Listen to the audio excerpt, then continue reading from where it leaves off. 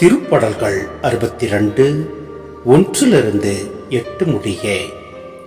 கடவுளின் செயலுக்காக நான் மௌனமாய் காத்திருக்கின்றேன். எனக்கு மீட்பு கிடைப்பது அவரிடமிருந்தே. உண்மையாகவே என் கற்பாரையும் மீட்பும் அவரே, என் கோட்டையும் அவரே. எனவே நான் சிறிதும் அசைவுறேன். ஒருவரை கொல்ல வேண்டும் என்று நீங்கள் அனைவரும் எவ்வளவு காலம் வெறியுடன் தாக்குவீர்?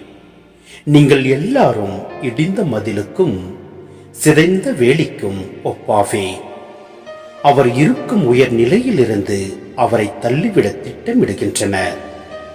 பொய் சொல்வதில் இன்பம் காண்கின்றனர். அவர்களது வாயில் ஆசி மொழி, அவர்களது உள்ளத்திலோ சாபமொழி. நெஞ்சே, கடவுளுக்காக மௌனமாய் காத்திரு. ஏனெனில் நான் எதிர்பார்க்கும் நலன் வருவது அவரிடமிருந்தே.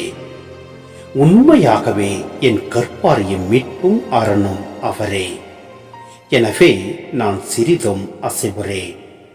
என் மீட்பும் மேன்மையும் கடவுளிடமே இருக்கின்றன. என் வலிமைமிகு கற்பாரையும் புகலிடமும் கடவுளே. மக்களே, எக்காலத்திலும் அவரையே நம்புங்கள்.